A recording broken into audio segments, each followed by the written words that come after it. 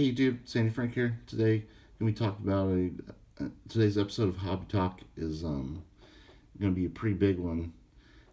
There was some huge news in the sports card collecting hobby that is going to completely change everything in sports cards.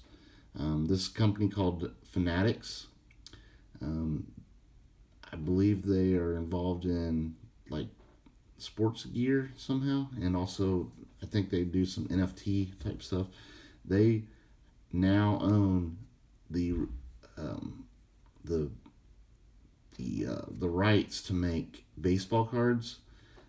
They got the players' rights and the MLB rights, which that'll start in 2023, I believe. And they also picked up the NFL rights, the player rights, not the NFL. They have not worked out a deal with the NFL quite yet, as far as I know. That will start in 2027, and then also with the NBA, they have the NBA player rights and the rights with the league, which that will be able to start in 2026. So what does that mean?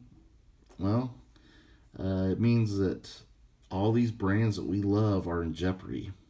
Like, you know how much I love Allen Ginter stuff. First we'll talk about football. This is the one that seems to be the farthest out. Um, Panini right now has the rights to do football cards, and these are some of the the best brands. Like, I have some Patrick Mahomes. I'll just show here. Like, you have Optic. They make Panini Prism football, and they make Panini Select, along with tons of other ones like Flawless, National Treasures, all kinds of stuff.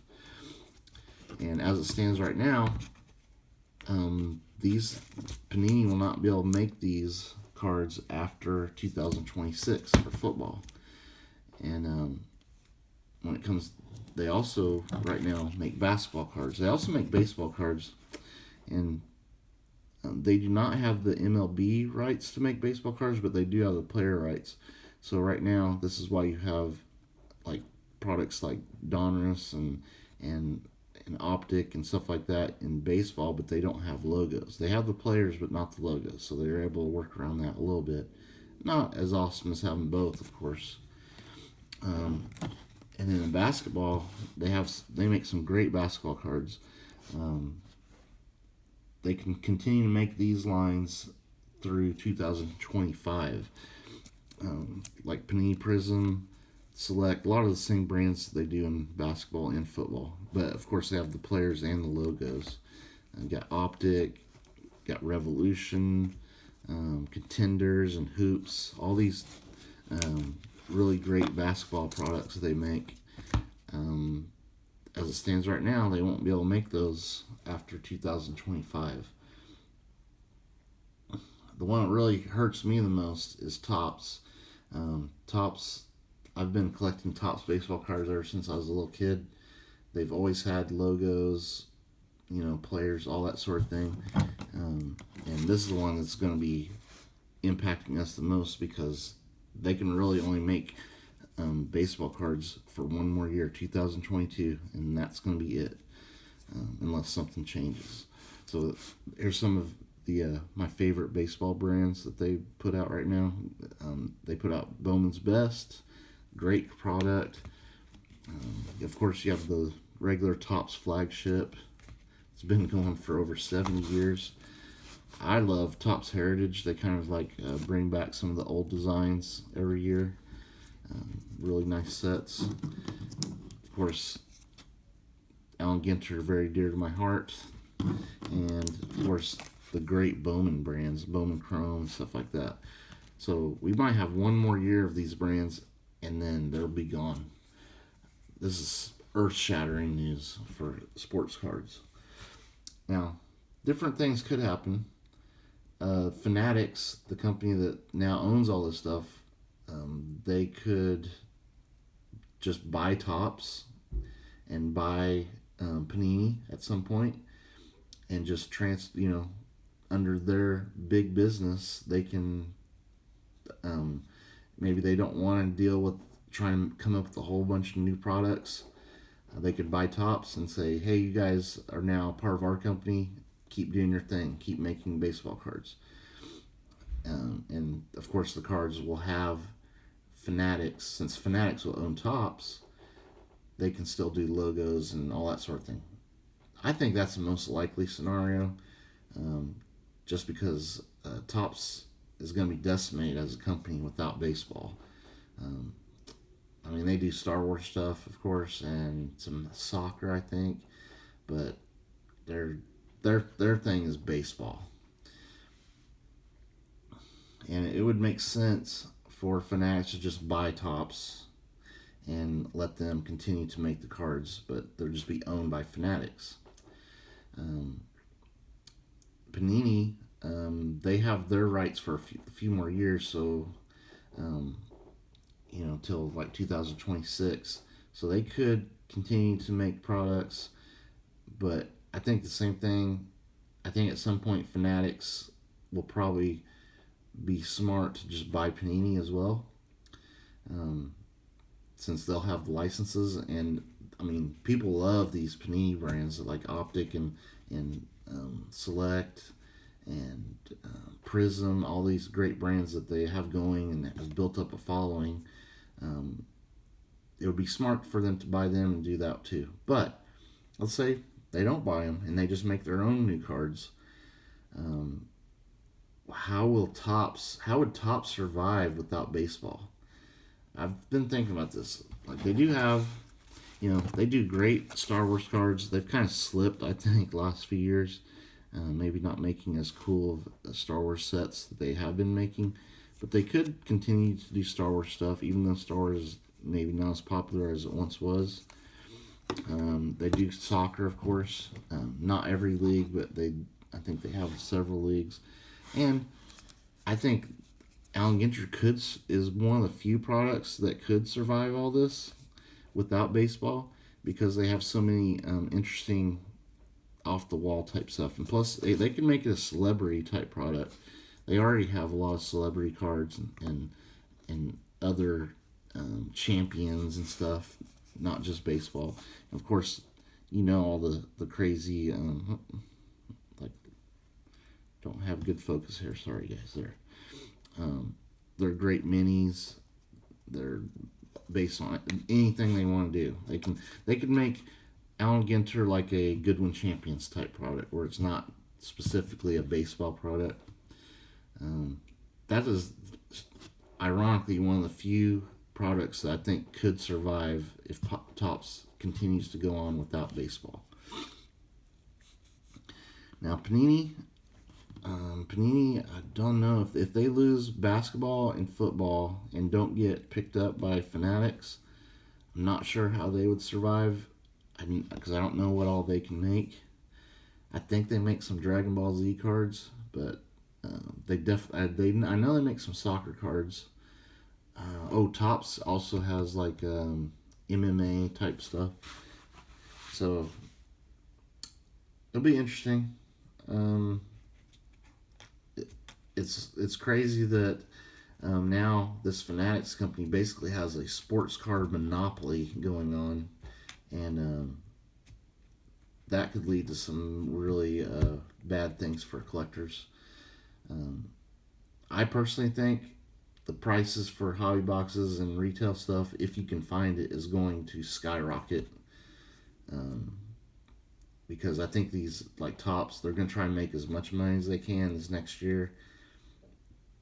I'm pretty sure they're going to print everything super high print runs, and the stuff will be expensive, because this is a company that's like, this is our last year to make money, possibly make real money. So I'm kind of scared to get into sports cards in 2022, honestly. And Panini, I expect them to definitely get more expensive because at least they have a bigger window to make their money. But they've already started really upping the print runs of stuff, and it's watering down the 2021. Panini stuff, I don't think I really want to touch because they're printing so much. The boxes are super expensive. You can't find retail of it. Yeah, I'm. The sports card world is getting very tricky. This is a good way to put it, I guess. Um, yeah. So we're going to start seeing things really change here going forward because these companies know they're going to be losing these licenses. And starting with Topps, I don't know what I'm going to do. I'll definitely try to find some Allen Ginter stuff to open on the channel. But I bet you I end up opening less baseball stuff. Unless if everything, if this Fanatics company, if they just come out and say, hey, we're buying Topps. Topps is going to be fine, going forward. We're not going to mess with them. And Topps gets to keep all their people and all that sort of thing. I'm sure Topps will be fine. And baseball cards will be fine. All these lovable brands that we've grown to love, they can keep making those.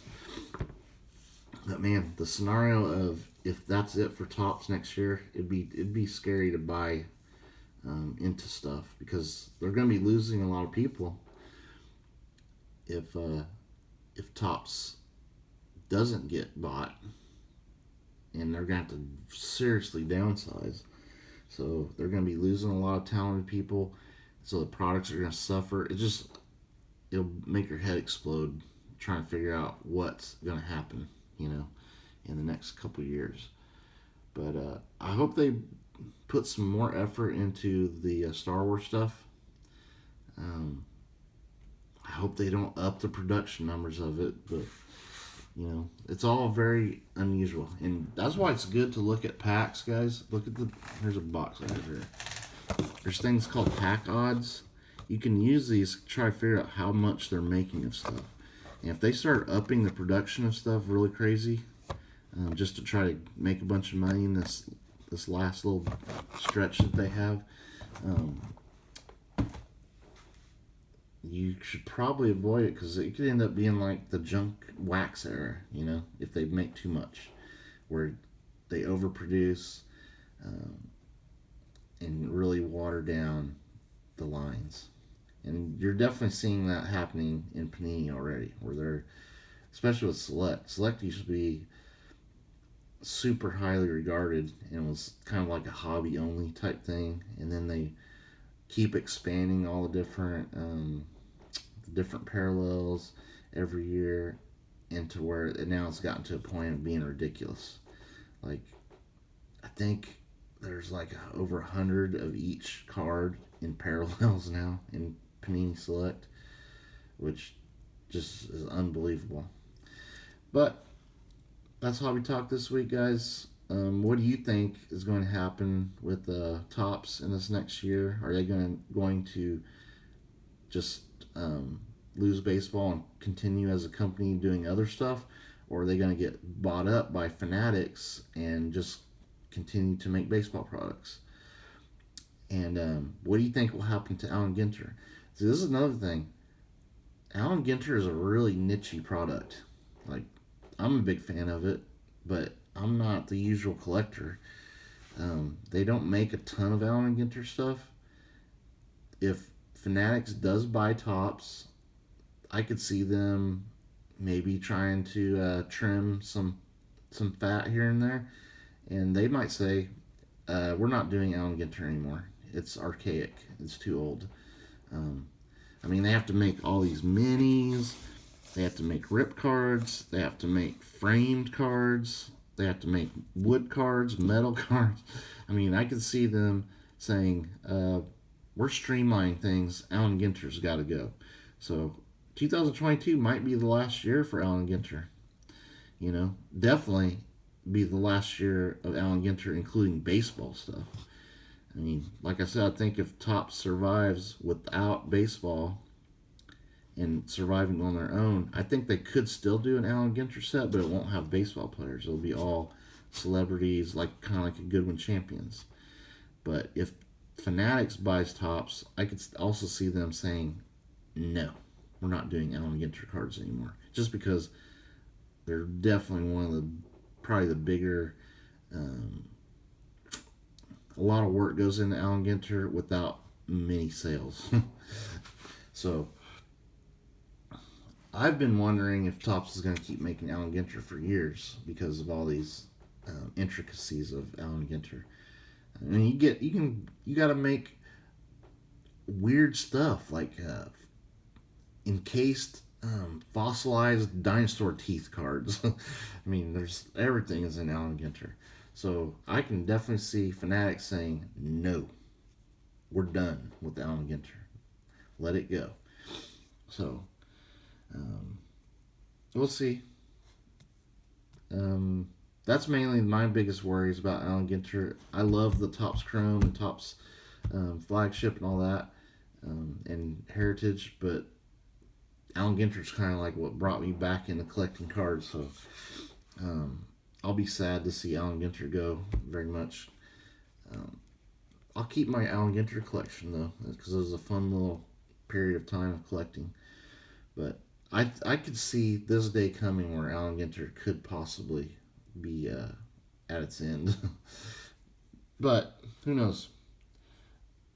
The Fanatics people might love Allen Ginter and say this is going to be the brand that we build Topps around if they buy Topps. Anyway, guys, what do you think is going to happen? Leave in the comments. We'll have a Friday follow up with lots of comments, hopefully, and talk about your thoughts. All right, later.